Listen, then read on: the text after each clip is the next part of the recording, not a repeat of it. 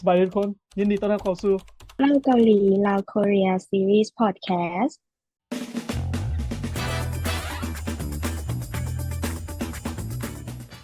Podcast นี้เนาะจะเป็นบอนที่ว่าเขาสองคนซึ่งว่าเป็นตัวแทนนักศึกษาลาวที่ว่ากำลังศึกษาอยู่ประเทศเกาหลีใต้เดี๋ยวจะมาแบ่งปันประสบการณ์หรือว่ามุมมองชีวิตแล้วก็อยากสร้างแรงบันดาลใจให้แก่วัยหนุ่มลาวเฮาในการใช้ชีวิตผ่านบทสนทนาของพวกเขาทั้งสองเนาะ หวังว่าพอดแคสต์ของพวกเขานี้จะมีประโยชน์บ่หน่อยก็หลายให้แก่ผู้ฟังทุกๆท่านบ่ว่าจะเป็นวัยหนุ่มหรือว่าวัยเฮ็ดเวียกหรือว่าวัยอื่นๆเนาะทุกคนทำมาแนะนำตัวกันก่อนเนาะอ่าเริ่มจากเขาเองมีชื่อว่าดาวสวรรค์ภาษีชื่อลินที่หลายๆคนเอิ้นกันก็คือโมนิหรือว่าโมนิต้าเนาะตอนนี้กำลังศึกษาอยู่ที่ประเทศเกาหลีใต้อยู่กรุงโซลอยู่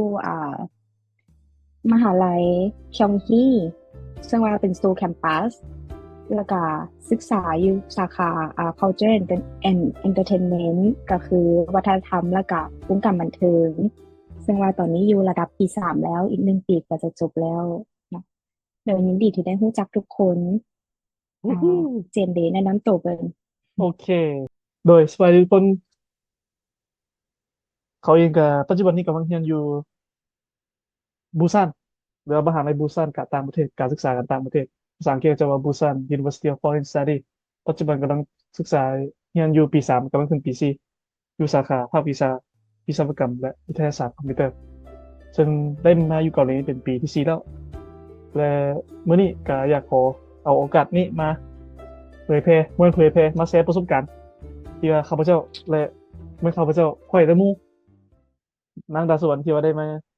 อยู่นี่แล้วอยากจะมาแชร์ประสบการณ์ต่างๆให้ทุกคนจะเป็นข้อคิดดีๆให้กับทุกคนและมื้อนี้พวกเราก็สิมาเว้าเกี่ยวกับหัวข้อที่ว่า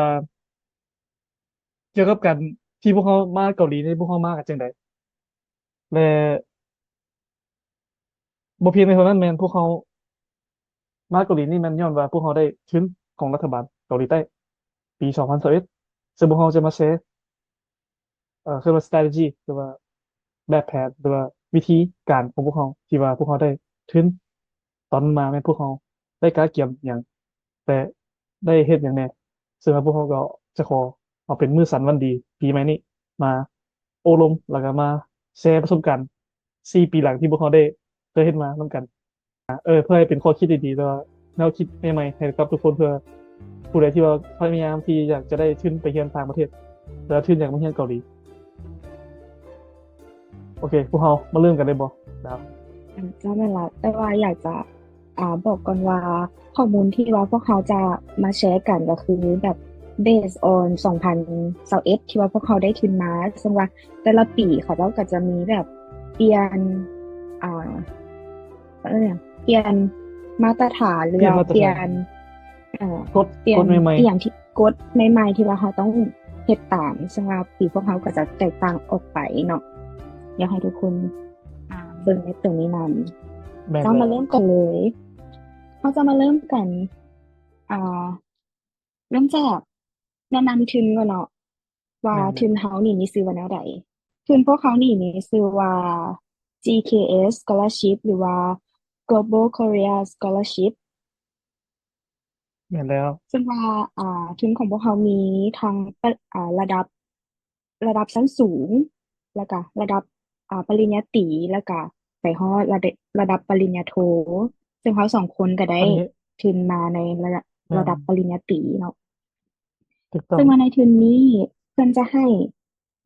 ทุนเรา100%เลยแล้วก็หลังจบจะบ่มีการใช้ทุนเลยซึ่งว่าทุน100%นี้จะรวม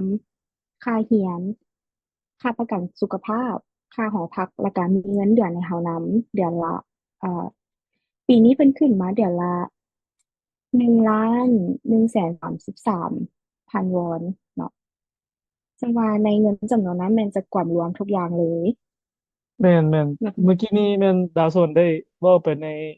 เพิ่นว่ากฎหรือว่าเพิ่นว่าเงื่อนไขที่ว่าเขาจะได้ให้แต่ว่าสำหรับเขาเองที่เขาได้ไปสอบฮู้แม่นที่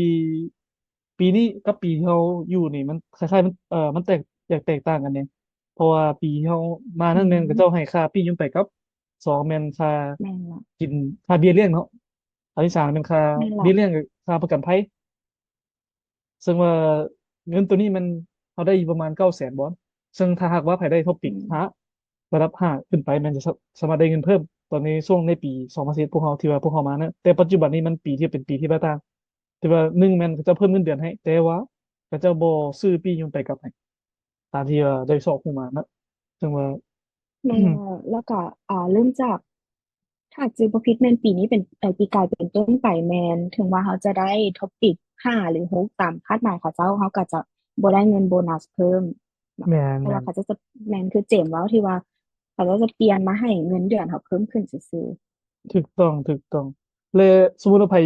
อยากจะสนใจว่าทีนี้มันซื้อจังไดเขาสามารถซอกได้จังไดอยู่อินเทอร์เน็ตเขาสามารถพิมพ์เข้าไปได้ๆเลยว่า study in Korea มันจะแม่ออกมาเนาะเป็นหรือว่าเว็บไซต์ที่ออกง่ายๆก็คือพิมพ์ชื่อทุนเข้าไปใน Google เลยก็ได้ว่า GKS Scholarship หรือว่า Study in Korea มันก็จะแมนเด้งขึ้นมาหน้าทำอิฐเลยถูกต้องและเนาะตามที่อันน่ะเขาฮู้แมันตามที่เขาฮู้ว่ามันถึงผิดบอกช่วงปีเขาเนี่ยมันทางเคิร์นเราเขาสามารถสมัครได้สองทางคือหนึ่งแมน University Track คือทางมหาลัยสองเป็นทาง Embassy Track ก็คือทางสถานทูต แม่นละแต่มันก็จะเอาได้2 คนทาง2 คนเท่านั้นแสดงว่าปีหนึ่งเนี่ยเอาได้4 คนสำหรับสั้นปริญญาตรีตัวแม่นี้สั้นสูงเนี่ยมันตามที่หู้มันประมาณ2 คนอีกบ่กันได้กับบ่มั่นใจแต่ว่าน่าจะ2 คนทั้งหมดน่าจะ6 คนภายในสั้นสูงกับอนาปอตรีรวมกันนี่สำหรับปีพวกเขาแต่ช่วงสำหรับปอโทปอเอกเนี่ยมันอยากว่าเขาเจ้าภาพหลายเติบแต่ว่าระยะการเวอืมลาที่เขามันจะมีจะสมัครมันแตกต่างกัน แม่นเพราะว่าช่วงพวกสั้นสูงกับปกตินี่มันจะอยู่ในเดือนเก้าเริ่มเดือนเก้าไปมันก็จะเปิดพับเอาทึนแล้วจนถึงเดือน12มันเป็นช่วงเวลาที่ว่าพวกเขาหัวว่าเขาจะได้หรือไม่ได้แต่สำหรับปริญญาโทปริญญาเอกมันเริ่มจากเดือนสองเริ่มที่ว่าเริ่มเดือนสองมันเริ่มการสมัครพับทึนได้มันเดือนสองเป็นต้นไปมันจะสามารถเขาจะหูได้ว่าเขาจะใครสำหรับใครที่ว่าอยากสนใจเรื่องเรียนมาเรียนปริญญาโทหรือมาเรียนปริญญาเอกอยู่ที่เซาท์เกาหลีเนาะอือหือแม่นละสั้นเฮามาเบิ่งกันว่าแต่ละคนนะฮู้จักทุนนี้ได้แนวใดเจมส์ฮู้จักทุนนี้ได้แนวใดสำหรับตัวเขาเองมันคันเว่าตามตรงอีหลีคันเว่าบ่อยากสวยรู้อีหลีก็บ่นะเป็นคนตอนที่เราเรียนมปลายก็บ่ได้เป็นคนที่ว่า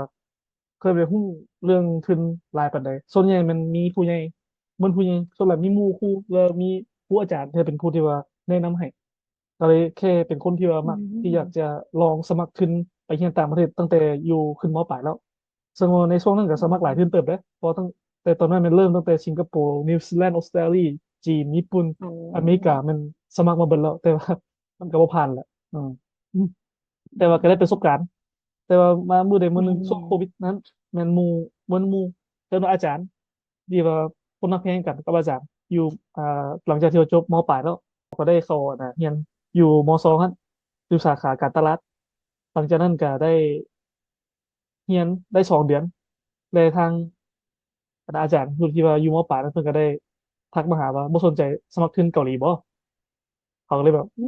เขามบ่มีแผนที่จะไปเกาหลีนะเพราะว่ากระทรวงโควิดนี่เขาก็บ่อยากออกไปไสแต่ว่าอันที่แจกแรกมันแจกแรกมันเขาไปเรียนประเทศจีนแล้วแต่ว่าอืมแม่นย้อนละว่าโควิดนั้นเขาสามารถไปบ่ได้แต่ก็เขาตัดสินใจไหมก็ถามพ่อแม่ไหมแม่ก็ให้แม่ว่าโอ้ยสิไปสมัครอหย่างไรอือะมแต่ว่าพ่อก็ว่าลองเฮ็ดเบิ่งก็เลยโชคดีไปเขาก็เลยตัดสินใจลองสมัครเบิ่งอืแต่ก็มนั่นแหละก็ได้ตามว่า ก็บ่ดีได้ที่ว่าคาดหวังหลายได้ลองแม่นเพราะฉะนั้นคือที่เสียใจตลอดชีวิตตัวดาวด้วยซ้เขาฮู้จักทุนนี้สิว่าไปก็ตั้งแต่มม.4 ม.5ตั้งแต่ำอยู่โรงเรียนอ่ามปลายเลยก็คือโรงเรียนพัฒนาเนาะ อืมก็จะมีอาจารย์ที่ว่าเพิ่นคอยแนะนำถึงซึ่งว่าตอนที่ว่าอายุโรงเรียนก็ค่อนข้างจะเป็นคนที่ว่ามักสมัครทุนคือกันกับอืเพิ่นอยู่แล้วมแบบมีทุนได้เข้าแม่นมาก็อยากลองก่อนแซ่นะลารู้สึกว่าได้ยินทุนแบบ GKS อสอีหยังนี้มาโดนแล้วก็รู้สึกว่าอืมถ้าอยากไปเรียนต่างประเทศก็อยากลองสมัครทุนที่เบิงอือฮึใจแรกก็มีทุนญี่ปุ่นนำแล้วก็ทุนเกาหลีนำแต่ว่าอืมก็ลองสมัครทุนเกาหลีก่อนเพราะว่าเขารู้สึกว่าเขาเตรียมตัวเพื่อทุนนี้มาโดดหั้นนะอืพอได้ยินทุมนนี้ช่วงแบบม.4 ม.5ก็รู้สึกว่าจบม.7ปุ๊บก็แบบตัวเองต้องพร้อมแล้วที่จะสมัครทุนนี้ อืมนั่นก็ย้ออืนว่าอาจารมย์เพิ่นแนะนำก็เลยว่ารู้จักทีมนี้นั่นแหละอืมสรุปง่ายๆคือเนี่ยว่าอาจารย์เป็นผู้แนะนำเนาะแม่นแม่นซึ่งตัวนี้ก็โอเคเขาก็ได้รู้แล้วว่าอาจารย์เป็นผู้แนะนำมาเรื่องขึ้นว่าฮู้จังไหนที่มาที่ไปแต่ว่ามันเรื่องคือมัน condition ขึ้นว่าเรื่อง qualification เรื่องขึ้นว่าเงื่อนไขที่เขาเจ้าจะรับเออกนักเรียนทุนเนี่ยเขาจะให้ทุนได้เนี่ยมันเขาต้องมีบุคลิกหรือว่าต้องมีความสามารถในจังใดบอกอันนี้เว่าตื่มให้อีกเนี่ยได้บอกอ๋ออันนี้เฮาอันหลักๆเลยคืออันที่จะแบบ impress เขาเจ้าได้คือเฮ็ดให้เขาเจ้าประทับใจได้ก็คือสิ่งที่เขาเขียนอยู่ในฟอร์มที่เป็นแบบpersonal statement หรือว่าแบบแนะนำตัวว่าเป็นอย่างเขาคืออยากไปเรียนในประเทศเกาหลีเป็นอย่างเขาคือเลือกสาขานี้อืมอันนี้จะเป็นแบบจุดสำคัญเลยที่เฮ็ดให้เขาเจ้าเลือกเขา อือฮึอันสำคัญรองลงมาก็คือคะแนนจบม .7 หรือว่าคะแนนมปลายแมนอืมอยู่ในระดับดีหั่นแหละหรือว่าแบบอยู่ในระดับระดับใบประกาศแดงเลยระดับดีแห่งดีโอ้ระดับดีนี่หมายความว่ามันให้มันเจ็ดขึ้นไปก็ถือว่าบ่ได้หรอกเจ็ดขึ้นไปถือว่าเจ็ดยังเจ็ดขึ้นไปนี่ถือว่าอย่างยากอยู่ใดโอ้อ่าประมาณแปดแปดตัวหนึ่งนี่ก็อ่ะยังตามบ่ให้หลุดแปดซะนะทุกคน โอเคแม่นอันอืสำคัญคือมให้ได้ใบประกาศแดงมาจบม .7 นี่ถือว่าเขาอุ่นใจเรื่องคะแนนเขาแล้วอืแล้วก็เป็นมโบนัสขึ้นมาก็คือใบโยงยอแล้วก็ใบเฮ็ดกิจกรรมในโรงเรียนอืมอีกอย่างหนึ่งก็คือแม่นไผมีคะแนนทบติดหรือว่าคะแนนเสียงภาษาเกาหลีอืมขอแต่ให้มียื่นไปอันนี้เขาก็จะเป็นโบนัสพอยต์ให้เราอืได้ระดับหมนึ่งก็ดีได้ระดับสองก็ดีได้ระดับสามแห่งดีเลยนะทุกคนโอ้โหมันบอกอืม ตามที่เขาฮู้นี่มันดาวนี่มันเคยเป็นคนเก่งวิชาเคมีแม่นบอก โอ้อันนั้นตั้งแต่ม .4 แล้วเนาะ เอาแม่นวะ แม่เคยเป็นนักเรียนเก่งโอ้ตั้งแต่ม ได้ .4 แล้วได้ลำดับที่เท่าไหร่นะอ่านในระบบเมื่อก็ขายเคดื่มอะโอ้ ยแม่ก็อายอยู่มันโดนแล้วเนาะผมจะบอกเลยว่าจะบอกให้เจ้าเอ่อเออกับเป็นเวทีที่เราเซฟประสบการณ์เราต้องให้เนี่ยอืให้ผู้ฟังมได้ฮู้นำกันระดับม .4 เสียงเคมีก็ได้ที่หนึ่งระดับชาติเนาะว้าว เคยได้ที่หนึ่งระดับชาติอืโอ้โหม สมโพธิสมโพธิก็จะเลือกไปเลย ก็อันคิดว่าที่เขาจะเลือกอันนั้นก็มีส่วนแต่ว่าส่วนใหญ่ที่ว่าเขาจะเลือกเขาก็คือน่าจะแมนจบสิ่งจบสั้นแมอืมนก็ได้ใบประกาศแดงแน่ก็เลยว่าอันนี้อาจจะเป็นโบนัสพอยต์อันใหญ่ของเขาที่ว่าช่วยอืให้ได้ทีมมนี้คือกันอืมอืมเข้าใจเข้าใจโอ้โหว้าวถือว่าโปรไฟล์ดีอันสำหรับดาวไม่สมัครทางเด็กเนาะเฮาแมนสมัครผ่านทางสถานทูตเนาะสถานทูตลาวอ่าประจำเกาหลีสถานทูตเกาหลีประจำลาวโอ้นั่นแหละใช่ครับโอ้แสดงว่าโหดเติร์ไม่สมัครทางสถานทูตเนี่ยเพราะว่าตามที่อ่า เขาพูดมันพอคู่แข่งนี่โหดเด้หลายคนโพดแม่นแล้วคู่แข่งคุณเขาแบบอืมหลายแฮงแต่ก็ว่าถือว่าโชคดีที่ตัวเองก็ได้เป็นหนึ่งในเป็นหนึ่งสอง1 ใน 2ครับของว้าวผู้ถูกเลือกเนาะสมเสยอู้ สงสัยเจมส์เดย์สมัครผ่านทางแต่เนาะอันสำหรับขอเป็นสมัครทางUniversity Track ทางมหาลัยทางมหาลัยไม่ใช่บอซับซ้อนคือทางอันน่ะสถานทูตนั้นตามที่เพิ่นฮู้อันทางมหาลัยก็ช่างมแค่หาลัยส่งเอกสารเป็นอะไรเดี๋ยวฉบับเดียวเดี๋ยวมาให้ฟังเลยเริ่อืมต้นน่ะมันมก่อนอื่นหมดมันเขาต้องได้เริ่มง่ายๆบ่ง่ายเด้อทำสิว่าหนึ่งเลยเขาต้องเลือกมหาลัยที่เขาอันน่ะเขามักก่อนมหาลัยที่เขาสนใจเพราะว่าแม่เขาบ่มีช้อยเลือกได้3 มหาลัยคือกับทางสถานทูต คืออันตัวนี้มันเขาอืต้องไปเลือกมหาลัยมอันเดียวเท่านั้นแบบสาขาที่เขาอยากจะเรียนในช่วงเวลานั้นมันตอนที่อืว่าเขาสมัครมมันได้แต่เพียงแค่2 สาขา2 ภาควิชาก็คือวิศวกรรมกับวิทยาศาสตร์เท่านั้นอืมก็เลยแบบว่าช่วงนั้นเขาตอนที่เขาเรียนมบอยู่มหาลัยมอซอมันเรียนการตลาดซึ่งว่ามันตรงกับสิ่งที่เขาเรียนหลายแต่ว่าก็คิดว่าโอเคเขาก็เก่งเลขอยู่พอประมาณนึงก็เลยว่าเลือกเรียนเอาอืวิชามคอมพิวเตอร์วิศวกรรมและวิทยาศาสตร์คออืมพิวเตอร์มาก่อน มแต่ว่าต้องไม่ใช่เลขหนึ่งก็เลยโอเคน่าจะได้ก็เลยเลือกเอาตอนนั้นแล้วก็เชื่อได้ไหม หลังจากที่ว่าเขาได้มาแล้วก็แค่เฮียนแหละแต่โคตรเนี่ยโคตรลำบากการที่ทุกคนหูอืหรอกการที่ว่าเฮียนมวิศวกรรมแม่นแหละมาวิทยาศาสตร์คอมเรียนอยู่ต่างพิวเตอร์ประเทศบ่มีอิหยังยากบ่มีอิหยังเอ๊ะง่ายเลย บุญยังยากกว่าโอ้โห บ่มีอิหยังง่ายเลย แม่นแต่ว่าเมื่อกี้เขาเป็นคนที่ว่าเก่งขึ้นดีขึ้นกว่าก่อนทุกคนเพราะว่าเขาอืชื่อไว้แล้วว่ามเขาบอกจากบ้านบ่เห็นด้านแดนไกลบอกจากบอกอย่างไปซอกหูความเฮียนกับบุญความหูตามที่ว่าคำสุภาษิตที่มันก็กันละเขาต้องในพยายามออกจากคอมฟอร์ z โซนเขาให้มันหลายขึ้นเพราะว่าเขาออกไปจากคอมฟอร์ z โซนเขาเลยเขาจึงสิมีความรู้ความสามารถแล้วก็เพื่อนว่า self esteem ความเอาตัวรอดด้วยตัวเองนี่จะหลายอืขึ้นโดยที่มเขาไม่ต้องไปพึ่งพาพ่อแม่หรือว่าผู้อื่น เขาต้องสามารถพึ่งพาได้ตัวเองนั่นเป็นสิ่งที่ว่าสำคัญที่สุดในชีวิตของคนบางคนแต่ก็เป็นอืสิ่งที่พ่อแม่มพวกเขาต้องการที่อยากจะเห็นลูกของทุกคนลูกเขาสามารถเติบโตแล้วก็เข้ากับสังคมได้ดีแล้วก็เอาสามารถเอาตัวรอดได้ในสังคมในภายหน้าโดยแล้วก็อืมนั่นก็เป็นถ้าเป็นการที่ว่าพวกเขาได้มาแชร์ประสบการณ์เล็กๆน้อยๆเกี่ยวกับสิ่งที่ว่าพวกเขาได้ทินมานี่ว่าพวกเขาพากันเฮ็ดกันจังไดแล้วก็จึงได้แล้วก็มีความอ่า ใช่เลยสำหรับตัวคันสมมติว่าเที่ยวกับอันนะเขากับดาวเนี่ยมันน่าจะแตกต่างกันเลยเพราะว่าเขาก็ไม่ได้เป็นนักเรียนเก่งแต่เขาก็ไม่ได้เป็นก็เลยเป็นเขาชื่อว่ายังไงก็คือช่วงตั้งแต่น้อยๆแต่ใครว่าเป็นเด็กเล่ร่อนอะไรกันมาได้หากมาเปลี่ยนใจกลับใจมาเฮียนกลับใจมาเฮียนตอนขึ้นช่วงมปลายขึ้นมปลายก็ตัดสินใจตั้งใจเฮียนก็คือสวมใส่เฮียนภาษาอังกฤษอืมเริ่มแรกอืๆแล้วมก็การเริ่มใหม่หรือการตั้งใจบ่มีอิหยังซาไปดอกแม่นบ่ อืแน่นแล้วก็ได้มเริ่มตั้งอย่างเงี้ยภาษาอังกฤษบอกกับตัวเองเลยว่าก่อนกูจะจบม .7 กูต้องเว่าภาษาอังกฤษกับคนต่างประเทศให้มันได้นั่นก็คือเป้าหมายที่เขาตั้งก่อนที่จะจบม .7 อืซึ่งมเขาก็เฮ็ดได้สำเร็จผลตามที่เขาคาดไว้ตามที่เขาตั้งเป้าหมายไว้เขาเพียงแค่ถึงแม้มันสิบ่ได้คล่องแต่เขาก็สามารถล้มกับคนต่างประเทศได้พอการอืที่เขาได้ตั้งเป้าหมมายแล้วเขาก็จึงรู้วิธีจุดหมายปลายทางที่เขาจะไปดีก็บ่ที่เขาบ่ตั้งเป้าหมายดีก็เป็นอืมดิฟเป็นคนที่ว่าไล่เป้าหมาย เพราะว่าอืมนั่นแหละก็คือว่าก็คือว่าคนเก่งนะยังบ่สู้คนที่ว่ามีเป้าหมายในชีวิตแต่คนเก่งยังบ่สู้คนที่ว่าตั้งใจเฮ็ดอันใดอันหนึ่งแล้วมันสำเร็จอืนะมอืมแม่แล้วเพื่อนก็แบบนแม่นเป็นตัวแทนคนคนนั้นว่าแม่นรู้สึกโชคดีที่ว่าได้มาเฮ็ดพอดแคสต์นำกันได้มาแบบแชร์ประสบการณ์ แบบแม่นแม่นหลายๆแง่มุมที่เราเจอมานำกันอืมแม่นแม่น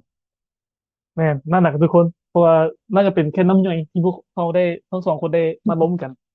ยังมีอีกหลายเรื่แมองหลายเรื่องราวที่่พวกเขายังจะล้มกันอีกอยู่ซึ่งนั่นก็เป็นอืแค่จุดเริ่มต้มนของพวกเขา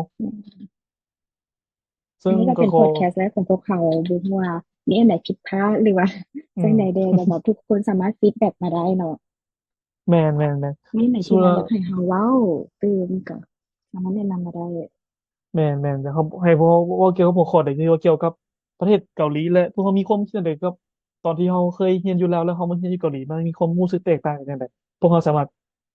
อธิบายหรือว่ามาแชร์ประสบการณ์ให้ทุกคนได้เพราะว่าพวกเขาพูดดีว่าตอนที่พวกเขาเรียนอยู่ลาวนั้นแม้พวกเขารู้สึกว่าเขาเห็นกรอบแค่อยู่อันน่ะอยุงเฮียนเขาแต่หลังจากที่พวกเขาข้าพอืเจ้าได้ออกมาจากมบ้านเด่นออกมาจากบ้านเขาออกมาจากคอมฟอร์ z โซนแล้วก็สามารถเห็นความคิดที่ว่ากว้างหลายกว่านั้นและอยากให้ทุกคนตามพวกเขามาและให้ผู้คนเห็นว่าอ๋อมันบ่มีแค่โรงเรียนหรือว่าแค่มีประเทศเขาเพียงเดียวมันมีอีกหลายที่พวกเขาต้องเรียนรู้ หลายที่พวกเขาต้องได้เข้าใจแล้วก็ต้องพัฒนาตัวเองอยู่เรื่อยๆจังซั่นแหละเป็นเคยมาทางไกลสอนเลยว่าผู้นำระดับประเทศเขาจึงได้เว่าตลอดว่าเรียนเรื่องเรียนอีกเรียนเรื่อยๆไปหรือว่าติดตามคำขวัญอยุ่งเรียนน้อยที่ทุกคนเห็นนะการเรียนเป็นเหมือนสิ่งสุดต้องแม่นจบขอบใจทุกๆคนที่ว่าติดตามรับฟังมาตั้งแต่ต้นจนจบเนาะอ่า แล้วก็อยากฝากสิ่งสำคัญสำหรับวิดีโอนี้ก็คือเราแนะนำเกี่ยวกับทุน GKS เนาะแม่นไผน้องๆผู้ใดหรือว่าอ้ายๆผู้ใดเนาะอยากจะสมัครทุน GKS ไม่ว่าจะเป็นระดับปริญไม่ว่าจะเป็นระดับชั้นสูงปริญญาตรีปริญญาโทก็สามารถติดตามเว็บไซต์ Study in Korea หรือว่าพิมพ์เข้าไปใน YouTube ว่า GKS Scholarship หรือว่า Study in Korea เนาะก็จะมีเพจ pop up ขึ้นมาสามารถคลิกเข้าไปเบิ่งรายละเอียดอยู่ทางนั้นได้แล้วก็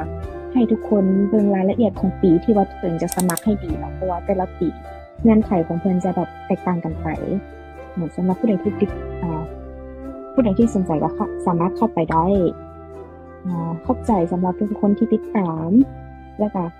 ฝากทุกคนติดตามพอดแคสต์ต่อไปนะว่าเราจะมาเล่าเกี่ยวกับหยังเลยเลยทุกคนเช่นเดียวนี้ยังอยากจะขอบใจฝากเลยหลายๆแล้วเจอกันได้พบกันในวิดีโอหน้าคลิปต่อไปและเพียงใดก็ขอให้ทุกคนโชคดีปีใหม่หมดทุกคนขอให้โชคสุขภาพแข็งแรงดีปีใหม่ทุกคนสุขภาพแข็งแรงนะละปรารถนาสิ่งใดขอให้ได้ขอให้สิ่งนั้นอือหือร่ำรวยๆสุขๆมันๆตลอดทั้งปีนะเนี่ยแล้วก็ใครที่ว่าตั้งเป้าแล้หมายไว้ในปีวนี้ก็ขอให้บรรลุเป้าหมายได้ตามคาดหวังหมดทุกทาง